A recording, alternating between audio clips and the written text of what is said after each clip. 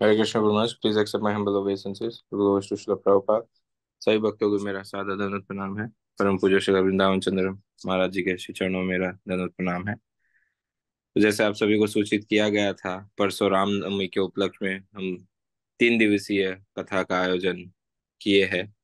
और उस कथा का आज प्रथम सत्र है, जहाँ पर हमें परम पूज्य श्री वृंदावन चंद्र गोस्वामी महाराज, जो कि राधा परम पूज्य श्री राधा गोविंद महाराज जी के कृपा प्राप्त शिष्यों में से एक है। और महाराज जी को हमारे इस्कॉन के भक्त या इस्कॉन जगत में महाराज जी को ब्रजवासी भी कहा जाता है। महाराज जी पिछले कई वर्षों से श्री श्री कृष्ण बलराम मंदिर में निवास करते हैं, और वहीं से भागवतम के मर्मों को महाराज जी की कृपा से, अपने गुरु महाराज जी की कृपा से जन साधारण के बीच प्रस्तुत करते हैं। तो आज हमारा परम सौभाग्य है कि हमें परम पूज्य श्री वृंदावन चंद्र गोस्वामी महाराज जी का संग सानिध्य पुनः प्राप्त हो रहा है। तो सभी भक्तों से अनुरोध है, अपने नाम जप को थोड़ा विराम दे दीजिए और महाराज जी के श्रीमुख से कथा का, श्री राम कथा का श्रवण करने तैयार हो जाए। महाराज जी से अनुरोध करेंगे आज का सत्र प्रारंभ करें। महाराज, हरे कृष्ण। हरे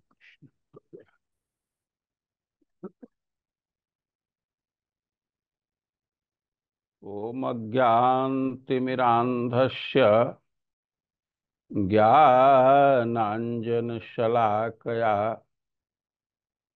चक्षुरुन्मीलितं येन तस्मै श्रीगुरवे नमः। हे कृष्ण करुणा सिन्धु दीनबन्धो जगत्पते गोपेश गोपिका कांत राधा कांत नमस्तुते। तप्त कांचन गौरांगे राधे वृंदावनेश्वरी वृषभानुसुते देवी प्रणमामि हरिप्रिय। नमो महावदान्याय कृष्ण प्रेम प्रदायते कृष्णाय कृष्ण चैतन्य नामने गौरत्विषे नमः। श्री चैतन्य मनोभीष्टं स्थापितं येन भूतले सोऽयं रूपः कदा मह्यं ददाति स्वपदान्तिकम्। वाञ्छाकल्पतरुभ्यश्च कृपा सिन्धुभ्य एव च पतितानां पावनेभ्यो वैष्णवेभ्यो नमो नमः। जय श्री कृष्ण चैतन्य प्रभो नित्यानंद श्री अद्वैत गदाधर श्रीवासादि गौर भक्त वृंद। हरे कृष्णा हरे कृष्णा कृष्णा कृष्णा हरे हरे हरे राम राम राम। अभी रामनवमी का अवसर है। एक सुजोग मिला है भगवान राम के विषय में बोलने का। इससे हमें प्रसन्नता है। परम पूज्य लोकनाथ स्वामी महाराज पीछे भी कई एक बार कहे कुछ बोलने के लिए, लेकिन 3 बार से मैं किसी न किसी कारण से उपस्थित नहीं हो सका। और आज सुजोग जुटा है, हम लोग भगवान राम के विषय में कुछ चर्चा करेंगे। अब सब जानते हैं भगवान राम अयोध्या में अवतरित हुए।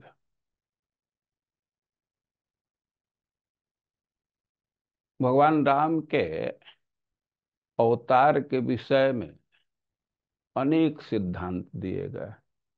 भगवान राम के अवतार के अनेक कारण हैं। एक संत ने लिखा है कि राम जन्म के हेतु अनेका, परम विचित्र एक ते एका।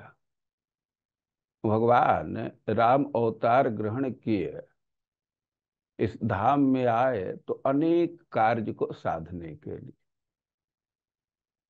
श्रीमद् भागवतम में हम पढ़ते हैं, हनुमान जी स्तुति करते हुए कह रहे हैं कि मर्त्यावतार मर्त शिक्षण रक्षो बधाई न केवल विभो। भगवान मनुष्य रूप में मनुष्य समाज में अवतरित हुए, और इसके पीछे प्रसिद्ध कारण है कि वे रावण का वध करना चाहते। रावण का बहुत अत्याचार बढ़ा था, उसका वध आवश्यक था, और भगवान उसके वध के लिए अवतरित हुए। लेकिन एक चीज है ध्यान देने की है कि भगवान के पास और भी उपाय हैं। रावण का वध करने के लिए उनके पास उपाय है, लेकिन वे मनुष्य रूप से प्रकट हुए। उसका कारण यह था कि रावण के ललाट पर ब्रह्मा जी लिख दिए थे कि इसका मनुष्य और बंदर से मृत्यु है। रावण शिव जी का भगत था, और इतना बड़ा भक्त था कि दूसरे लोग तो बेलपत्र अर्पित करते हैं, धतूर अर्पित करते हैं, वे अपने मस्तक को ही काट करके अर्पित कर दिए। तो मस्तक काट करके डाला शिव जी के चरणों में, तो वो पढ़ा अपने ही ललाट में। तो बंदर और मनुष्य से मृत्यु, तो हंसने लगा। बड़े बड़े देवता तो हमारे दृष्टि के सामने नहीं टिकते हैं, ये मनुष्य से हमारा वध, ये तो संभव नहीं लगता है। वो हंस रहा था, क्या ब्रह्मा जी ऐसा लिख दिया। जो हो, अब ब्रह्मा जी ऐसा विधान किए थे कि मनुष्य के हाथ से इसका वध होगा, तो भगवान भी रावण का वध करने के लिए मनुष्य रूप में अवतरित हुए। और हनुमान जी स्वीकार कर रहे हैं, ये जो प्रसिद्ध सिद्धांत है बिल्कुल सत्य है कि रावण का वध करने के लिए भगवान मर्त्य रूप में अवतरित हुए, मनुष्य रूप से अवतरित हुए। लेकिन केवल रावण का वध करने के लिए नहीं, मर्त्य शिक्षण, रावण से रावण का वध करने से भी अधिक महत्वपूर्ण कारण है मनुष्य समाज को शिक्षा देना। और भगवान अपने कई एक व्यवहार से मनुष्य जाति को शिक्षा दिए। हम लोग भगवान राम के एक दो व्यवहार की चर्चा यहाँ करेंगे। अब जानते हैं कि वे अवतरित हुए अयोध्या में। अयोध्या परम पवित्र नगरी है। पवित्रता है, लेकिन उसके नाम पर हम विचार करें तो वाल्मीकि रामायण में उसका परिचय दिया गया है कि ताम सत्य नामा दृढ़ तोरणार गला। तो अयोध्या को कह रहे हैं कि सत्य नामा। ये अयोध्या जो नाम है, तो बिल्कुल सत्य है। जैसा शब्द है तो वैसा ही स्थिति है। शब्द का जो अर्थ है तो वास्तविकता में भी वैसी ही स्थिति है। कभी कभी कोई नाम होता है तो उसको सत्य नहीं कहते। नाम कुछ और है और स्थिति कुछ और होती है। ऐसे श्रील प्रभुपाद जी कई एक बार बोले हैं कि जन मेरा अंध नाम पद्मलोचन। कोई व्यक्ति जन्म से ही अंधा है और उसका नाम रख दिए पद्मलोचन। उसका आंख पद्म के समान है। तो यह जो नाम है, नाम तो रख दिए लेकिन सत्य नाम नहीं है, वो तो अंधा है। क्या उसके आंख को कमल के सदृश कहेंगे। लेकिन कोई कोई नाम होता है कि उसको सत्य नाम कहते हैं। सत्य नाम। और अयोध्या का भी वर्णन है कि तम सत्य नाम। अयोध्या का नाम बिल्कुल सार्थक। क्या सार्थकता है, क्या इसका अर्थ होता है, आप इसको समझने का प्रयास कीजिए। जैसे आप भाषा का प्रयोग करते, शब्दों का प्रयोग करते हैं और उसके आधार पर हम अयोध्या को भी समझ सकते हैं। जैसे आप लोग प्रयोग करते हैं खाद्य, खाद्य सामग्री। भाई खाद्य का क्या अर्थ हुआ? खाने लायक। पाठ्य पुस्तक, पाठ्य क्या का अर्थ हुआ? पढ़ाने लायक, कार्य करने लायक। और वैसे ही योद्ध का अर्थ होगा युद्ध करने लायक। जिससे लड़ाई किया जा सके तो उसको युद्ध कहेंगे। और यही स्त्रीलिंग में योद्धा बन जाएगा। ये पुल्लिंग योद्ध है और स्त्रीलिंग योद्धा। तो अयोध्या नगरी है, उसका प्रयोग स्त्रीलिंग में ही करते हैं। जैसे मथुरा नगरी है और इसका प्रयोग प्राय प्रायः स्त्रीलिंग में करते हैं। अहो मधुपुरी धन्या। तो नगर शब्द पुल्लिंग है और नगरी स्त्रीलिंग है। और अयोध्या का स्त्रीलिंग में ही प्रयोग किया जाता है। तो योद्धा मतलब जिसे युद्ध किया जा सके, जिसे लड़ाई किया जा सके। लेकिन नाम क्या है? अयोध्या। मतलब जिस पर आक्रमण नहीं किया जा सकता, जिसे लड़ाई नहीं किया जा सकता। कोई साहस ही नहीं कर सकता है लड़ने लायक, क्योंकि वो लड़ने लायक है नहीं। अयोध्या है, वो लड़ने लायक नहीं है। तो सत्य नाम, ये नाम बिल्कुल सत्य है। अरे भाई क्यों अयोध्या लड़ने लायक नहीं है? कोई राजा आक्रमण कर सकता है। अ, उसका वर्णन किया गया है कि दुर्ग गंभीर परिखा। जो नगर के बाहर का घेरा है, बाहरी घेरा है, और उसको परिखा कहते हैं। और उसके विषय में कह रहे हैं कि दुर्ग गंभीर परिखा। वो इतना गहरा है परिखा कि उसमें प्रवेश करना ही कठिन है। कोई प्रवेश नहीं कर सकता।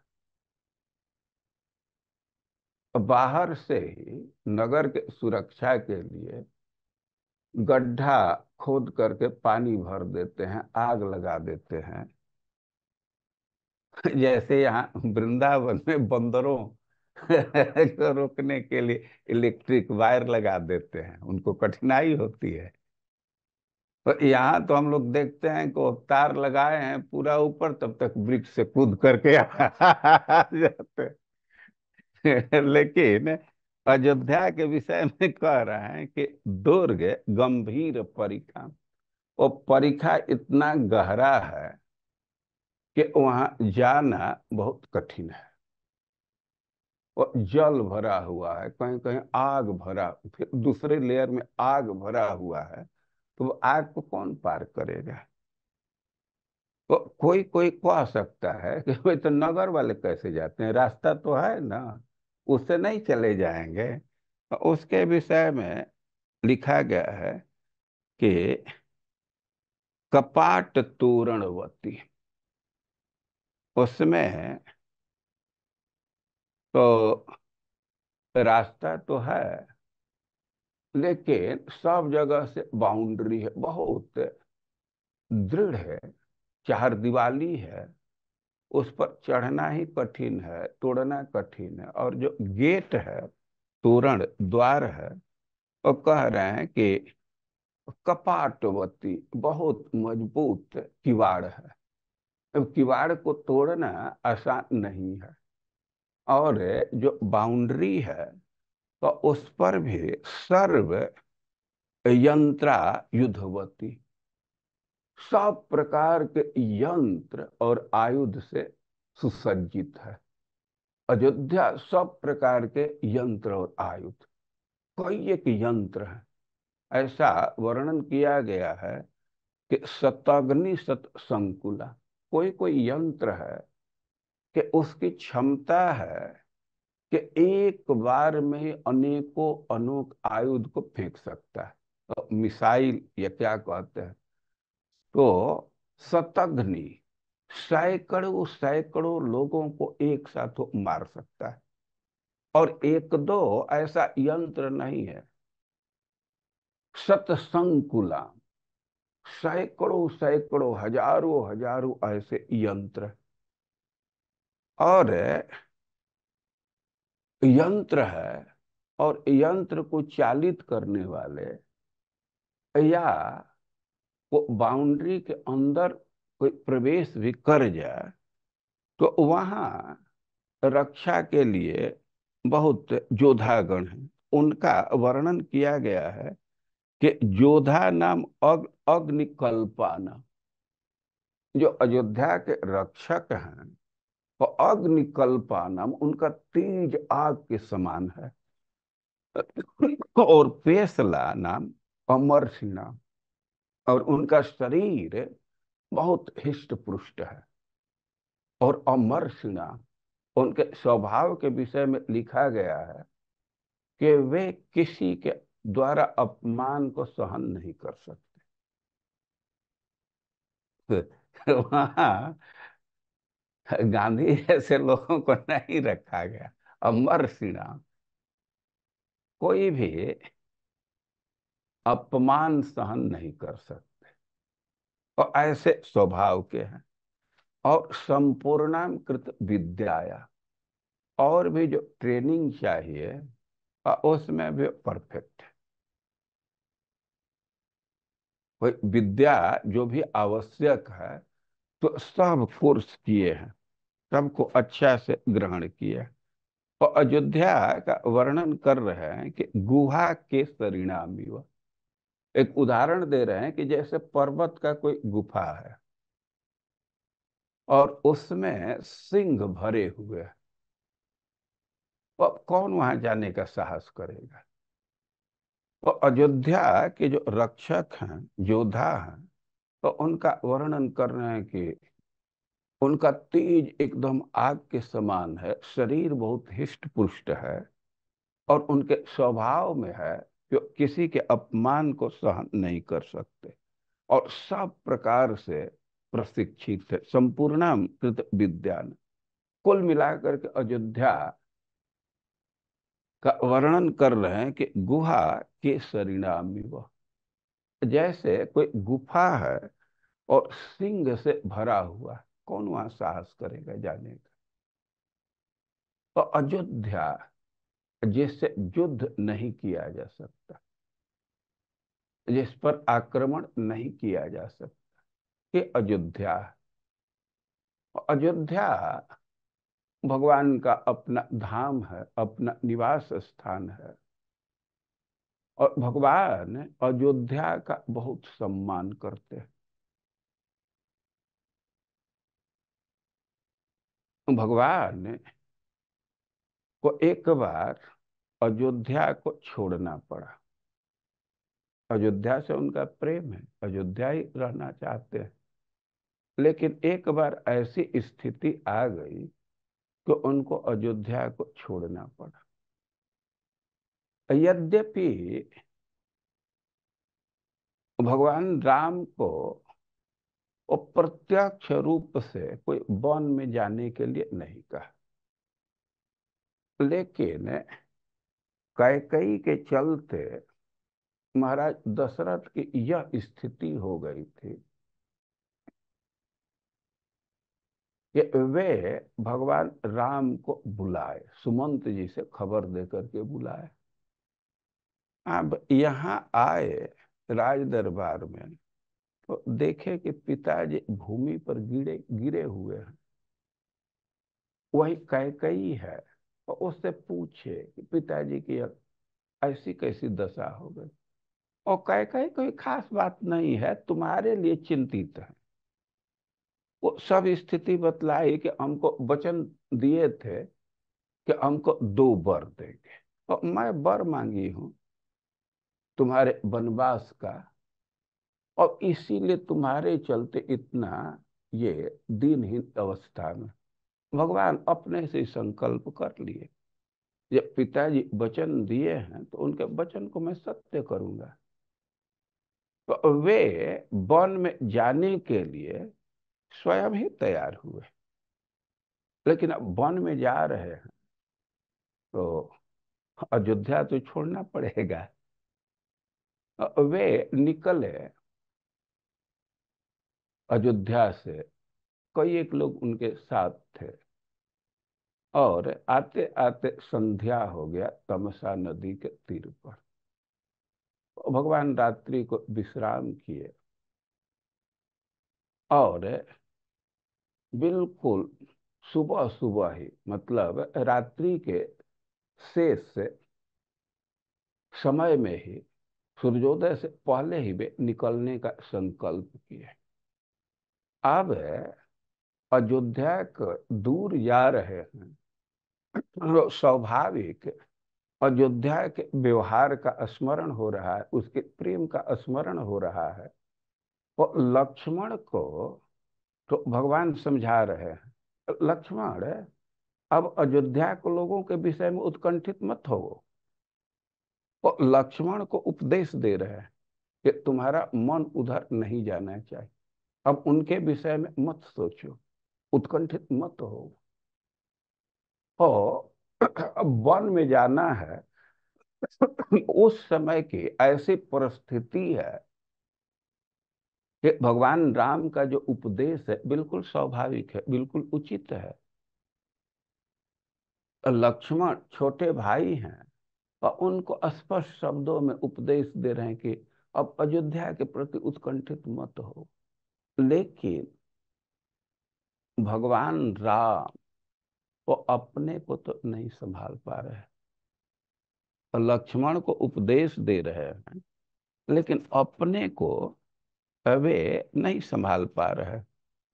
ऐसा वर्णन है कि वहां से चले, तमसा नदी से चले, और कौशल प्रदेश से, बहुत विस्तृत है, बहुत फैला हुआ है, अयोध्या तो राजधानी है, जो जनपद है तो उसका विस्तार काफी है। तो कई के नदी को पार किए, तमसा पर तो रुके ही थे, आगे और नदियों को पार किए, गोमती को पार किए, सेंदनी को पार किए, उसके पहले वेदश्रुति को पार किए।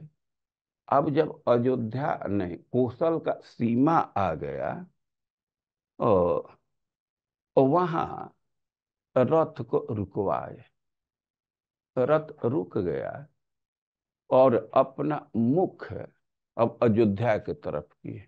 पहले रथ पर बैठ करके वन के तरफ जा रहे हैं, लेकिन अयोध्या का नहीं, कौशल का जब सीमा आया तो वहां रथ को रुकवा दिए, और अयोध्या के तरफ मुंह करके वे खड़ा हो गए, और हाथ जोड़ करके अब वे कहने लगे कि आप पृच्छे त्वाम पुरी श्रेष्ठे ककुत्स परिपालिते,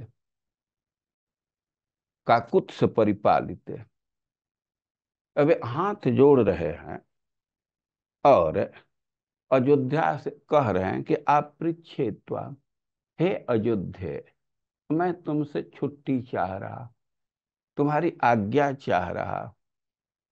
दशरथ जी तुम्हारा पालन किए हैं और मैं तुमसे छुट्टी चाह रहा। और दैवतानी च यानी त्वाम पालयंत्या वसंती च, यानी कि अयोध्या नगरी से छुट्टी चाहिए और वहां के जो रक्षक देवता हैं, अधिदैव है, उनसे मैं छुट्टी चाह रहा हूं।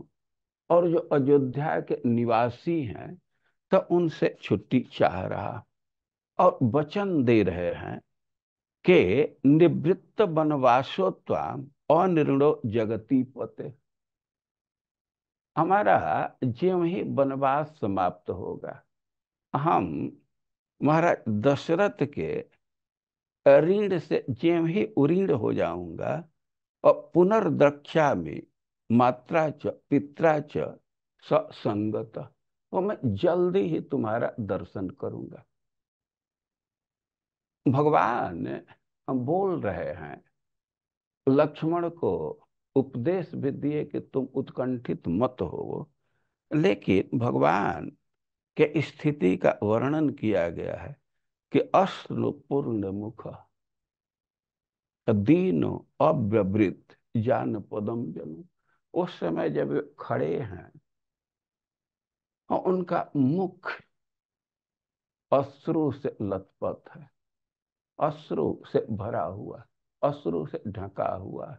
और दीन, भगवान एकदम दीनहीन लग रहे हैं, लाचार दिख रहे हैं। जो अयोध्या का प्रेम है, अब उसके चलते तो भगवान एक कष्ट अनुभव कर रहे हैं। भगवान को अपनी चिंता नहीं है, लेकिन उनके मन में विचार आ रहा है कि अयोध्या अवश्य शोक करेगी। हम बाहर जा रहे हैं तो अयोध्या सोचिष्यन्ति न संशय, अयोध्या हमारे विषय में शोक करेगी, इस विषय में संशय नहीं है। कह रहे हैं कि हम तब अयोध्या से निकल रहे हैं, लेकिन अयोध्या के निवासी और अयोध्या नगरी, यद्य अयोध्या तु नगरी राजधानी पितुर्मम, जो हमारे पिता की राजधानी है, तो सोचिष्यति संशय, हमारे विषय में शोक करेगी, उदास हो जाएगी, इस विषय में संशय नहीं। भगवान को अपने माता पिता के भी चिंता है। वे बोले हैं कि कहीं ऐसा तो न हो कि हमारी माँ कौशल्या रोते रोते अंधी हो जाए। लक्ष्मण से कह रहे हैं कि हम लोग तो दूर जा रहे हैं, कहीं ऐसा ना हो कि हम लोगों के लिए वे रोते रोते अंधे हो जाए। लेकिन कहें ना, भरत है, अपने भाई पर कितना विश्वास है भगवान राम को कि भरत है संभाल लेगा। और माता पिता के विषय में उनके मन में विचार आ रहा है कि भरत उनको समझा देगा, संभाल देगा। लेकिन अयोध्या के लिए वे चिंतित हैं और बहुत कातर हो रहे हैं, दीन। और फिर भी अयोध्या से छुट्टी लेकर के वन के तरफ चले, क्योंकि अपने पिता के वचन को पूरा करना है, पिता के ऋण को ऋण होना है। लेकिन अब एक चीज है, यहाँ ध्यान देना चाहिए कि निकल तो रहे हैं, लेकिन हाथ जोड़ करके छुट्टी ले करके निकल रहे। और जे वही भगवान वनवास करके वापस आए, ओ वापस आते समय तो विमान से आ रहे थे, तो अभी कुछ दूरी पर ही थे। और तब तक अयोध्या नगरी दिखने लगी।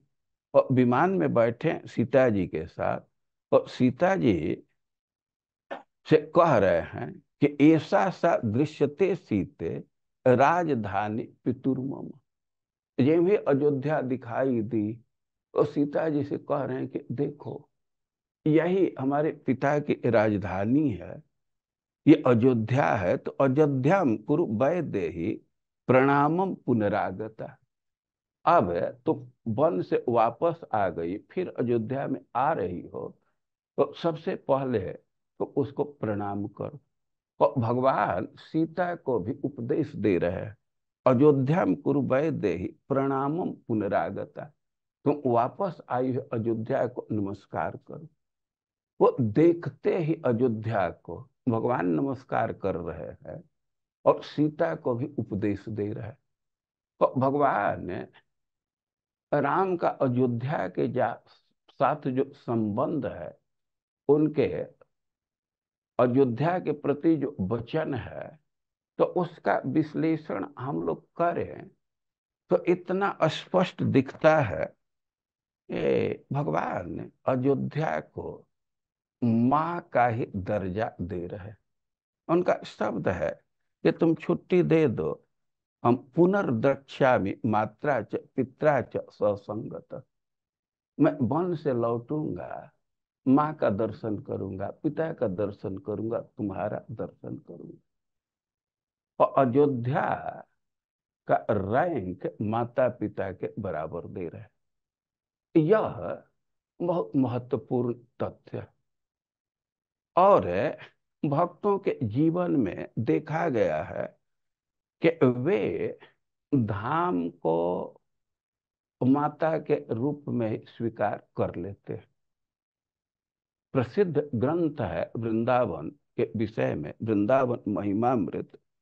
और उसमें ग्रंथकार कह रहे हैं कि गृहांध कूपे पतितः कदामा उद्धृत्य मूढ़म कृपया स्वयैव कामादि काला काला ही गणेर निगीर्णम मातेव वृंदाटवि निस्संकम। वे कह रहे हैं कि हे माँ, कब तुम हमको अपने अंक में ले लोगी। और अपनी स्थिति का वर्णन कर रहे हैं कि गृहांध कूपे पतित, हम तो गृह रूप अंधे कुआं में गिर गया। अंधे कुएं का अर्थ होता है कि जिसमें जल नहीं है। जल नहीं होता है, सूख गया है, लेकिन गड्ढा तो है, कुआं तो है। अब जल न होने से वहीं कई एक हिंसक प्राणी, खास करके सांप, डेरा जमा देते हैं। सांपों को कुआं से बाहर आने में, उधर जाने में तो बहुत कठिनाई नहीं है। वो तो रुखड़ा ईंटा से जोड़ा हुआ है, तो उतना से आसानी से चल लेते हैं। तो ऐसा देखा जाता है कि सांप का वहां आवास होता है। और कह रहे हैं कि गृहांध कूप पतित, हम तो गृह रूप अंधकूप में गिरे हुए हैं। और मूढ़ हम, विवेक भी नहीं काम कर रहा है। और कामादि काला ही गणे निगीर्ण, हमारी स्थिति है कि वासना रूप काला सांप है, ये अजगर है, वो हमको निगीर्ण कर लिया, निगल गया है। और बहुत ही भयावह स्थिति है। अरे ऐसे ही कुआं में ही कोई गिर जाए तो बिना सपोर्ट को नहीं निकल सकता, कुछ सपोर्ट चाहिए। अब दीवार का सपोर्ट हो, सीढ़ी का सपोर्ट हो, रस्सी का हो, कुछ तो सपोर्ट चाहिए। कुआं से तो ऐसे नहीं निकल सकते। तो कह रहे हैं कि गृहांध कूप, ये जो गृहस्थी रूप अंधा कुआं है, उसमें गिरा हूं, और मूढ़ हूं, ज्ञान भी नहीं है। और कामादि काला ही गणेर निगीर्ण, और ऊपर से ये अजगर हमको निगीर्ण कर लिया है। ये जो काम है, भोग की इच्छा है, तो यही अजगर है। और कह रहे हैं कि मातेव वृंदाटवी निस्य अंकम कदा, तुम अपने से ही कब हमको इस स्थिति से निकाल करके और अपने गोद में रख लेगी। तो धाम को माता कह रहे हैं। जैसे कोई माँ है और उसका बेटा किसी गर्भित स्थिति में गंदगी में पड़ गया है, तो माँ स्नेह बस उसको खींच लेती। और ग्रंथकार कह रहे हैं कि कब माता के समान इस बुरी स्थिति से हमको खींच करके और अपने गोद में ले लोगी। और स्वया एव, तुम अपने से ही। ग्रंथकार धाम पर ही आश्रित है। देखिए, जब कोई व्यक्ति किसी व्यक्ति पर आश्रित रहता है तो उसका संबंध और दृढ़ होता है। जैसे छोटा बच्चा है, शिशु है, तो पूरा पूरा माँ पर आश्रित है। अपना अपनी उसकी कुछ शक्ति नहीं है। वो तो खाट पर पड़ा है तो खाट से उतर भी नहीं सकता है। अब माँ पर आश्रित है तो माँ भी उसका ध्यान रखती। और जो व्यक्ति धाम पर आश्रित है, धाम का आश्रय लेता है, तो धाम भी उसका ख्याल रखता है। तो कह रहे कि स्वया एव, अपने से ही तुम कब हमको उठा करके अपने गोद में धारण कर लेगी। बहुत बुरी स्थिति। कामादि काला ही गणे निगीर्ण, एक तो कुएं में गिरे हुए और काला सर्प निगीड़ लिया है, उसको निगल गया। कितनी बुरी स्थिति है ये। लोगों की क्या स्थिति है, और इसका वर्णन उद्धव जी कर रहे हैं कि दष्टम जन्म संपतितम बिलेस्मित। यह जो बिल है, भव सागर है, गृहस्थी है, तो इसमें व्यक्ति गिर गया है, संपतितम। और काला ही ना दष्टम, और जो काला सांप है तो दंश मार दिया है। अब से जब काला सांप दंश मार देता है तो व्यक्ति बहुत ताप का अनुभव करता है, बड़ी गर्मी लगती है। तो कह रहे हैं क्षुद्र सुखोर उत्तरसम, सांप दंश लेता है तो प्यास बहुत लगती है। और कह रहे हैं कि यह जो सांप दंसा है और क्षुद्र सुखोर उत्तरसम, बहुत भारी प्यास है। किस चीज का प्यास है? क्षुद्र सुख। ये जो अल्प सुख है, भोग का सुख है, और उसके बहुत उत्कट लालसा हो रही है। भोग के विषय में कह रहे हैं क्षुद्र, और प्यास के विषय में कह रहे हैं कि और बहुत भारी प्यास है। तो समुद्धरे नम कृपया अपवर गई, बचो भी राशिंच महानुभाव।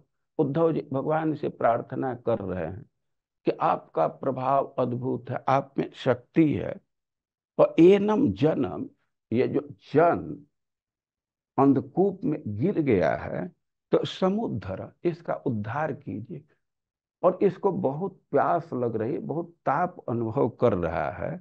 तो कह रहे हैं कि बच्चों भी आसिंच, अपने वाणी से इसको शीतल कीजिए। वाणी का बहुत भारी प्रभाव होता है, कृष्ण कथा का बहुत भारी प्रभाव होता है। जब